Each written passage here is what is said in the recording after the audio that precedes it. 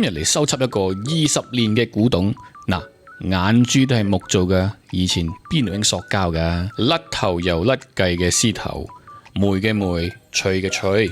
畢竟呢件藝術品都已經20幾年嘅歷史啦。呢一個呢，就係我當年啱啱學紮獅頭嘅第一粒獅頭。好啦，修葺嘅過程就先用膠紙嚟修葺下啲已經霉同埋甩咗嘅膠紙部位先啦。呢一個計呢，唔係角呢，都係一樣，用膠紙呢就可以將佢再鞏固啦。呢個呢，就係獅子嘅腮啦，即係面珠燈咁解啦，一樣啦，將佢再鞏固翻就 OK 噶啦。嗱，原本紮好嘅呢隻獅子郎呢係冇手柄嘅，咁今次呢，反正都修葺啦。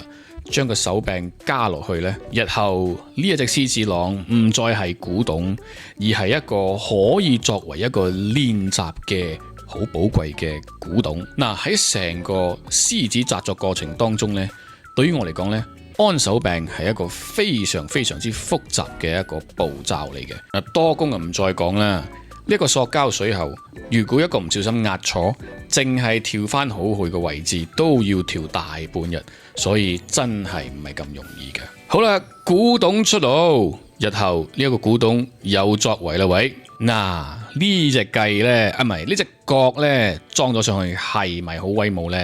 再加埋原先冇嘅手柄，而家唔會差過呢隻新噶。好啦，多多關注我哋更多醒獅視頻。